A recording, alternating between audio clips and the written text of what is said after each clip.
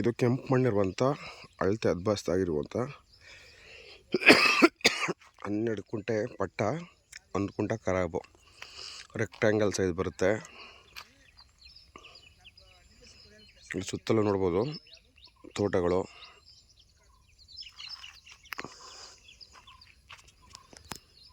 ಇದೊಂದು ಪಕ್ಕದಲ್ಲಿ ಒಂದು ಕೆರೆ, ಇದು ಸಣ್ಣ ಕೆರೆ. ಸೊ ಈಗ ಸಮ್ಮರ್ ಆಗಿರೋದ್ರಿಂದ ಬತ್ತೋಗಿದೆ, ಮಳೆಗಾಲದಲ್ಲಿ ತುಂಬುತ್ತೆ. ಈ ಕೆರೆಗೆ ಅಟ್ಯಾಚ್ ಆಗಿರುವಂಥ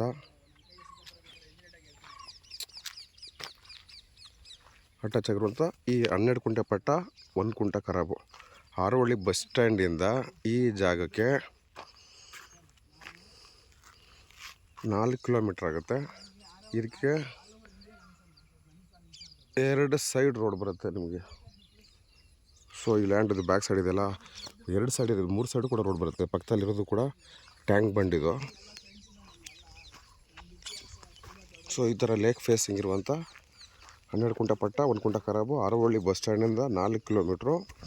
ದಯಾನಂದ ಸಾಗರ್ ಬ್ಯಾಕ್ ಸೈಡ್ ಇದು ಲ್ಯಾಜಿಟ್ಯೂಡ್ ವೈಸ್ 1.25 ಕಿಲೋಮೀಟ್ರ್ ಆಗುತ್ತೆ ನೋಡಿ. ಇದು ಕೂಡ ರೋಡು ಹಿಂದೆಗಡೆ land back side.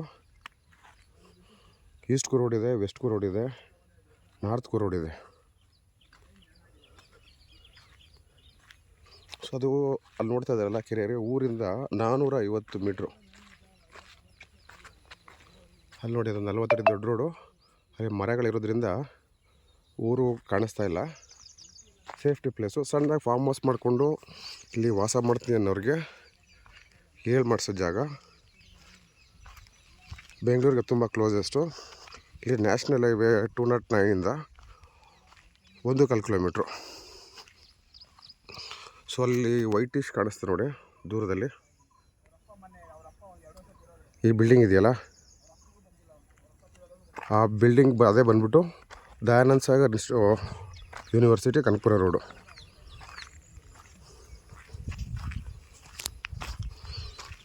So electric connection ಒಂದು ಸ್ವಲ್ಪ ದೂರದಲ್ಲಿದೆ. ಒಂದು 3 ಕಂಬ ತಗೋಬೇಕಾಗತ್ತೆ, 3 ಪೋಲ್ ಇಲ್ಲಿಗೆ ಎಲೆಕ್ಟ್ರಿಕ್ ಕನೆಕ್ಷನ್ಗೆ. ನೋಡಿ ಅದು ಕಾಣಿಸ್ತಿದೆಯಲ್ಲ ವೈಟಿಶು, ಅದೇ ದಯಾನಂದ ಸಾಗರ್ ಯೂನಿವರ್ಸಿಟಿ. ಇಲ್ಲಿ ಮರಗಳು ಅಡ್ಡ ಇದೆ, ಸೊ ಹಂಗಾಗಿ ಕಾಣಿಸ್ತಾ ಇಲ್ಲ. ಸೊ ನ್ಯಾಷನಲ್ ಹೈವೇಯಿಂದ 1.25 ಕಿಲೋಮೀಟ್ರ್ ಒಳಗಡೆಗೆ, ಹಾರೋಹಳ್ಳಿ ಬಸ್ ಸ್ಟ್ಯಾಂಡಿಂದ 4 ಕಿಲೋಮೀಟ್ರ್ ಆಗುತ್ತೆ. ಇದಕ್ಕೆ 3 ಸೈಡ್ ರೋಡು, ಕೆಂಪು ಮಣ್ಣು, ರೆಕ್ಟ್ಯಾಂಗಲ್ ಬರುತ್ತೆ. ಇದು ಲೀಗಲ್ ವೆರಿಫಿಕೇಷನ್ ಮಾಡಿಸಿ ರಿಜಿಸ್ಟ್ರಿಗೆ ರೆಡಿ ಇರುವಂಥ ಪ್ರಾಪರ್ಟಿ.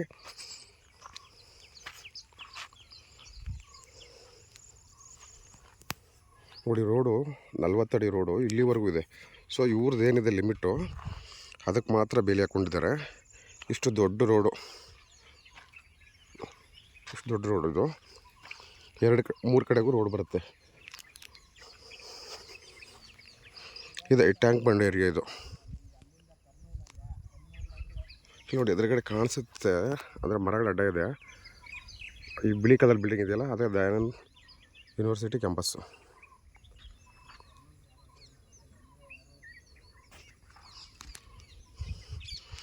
ರಿಜಿಸ್ಟ್ರಿಗೆ ರೆಡಿ ಇದೆ ಇದು. 3 ಸೈಡ್ ರೋಡು, ಊರಿಂದ 400 ಮೀಟ್ರು.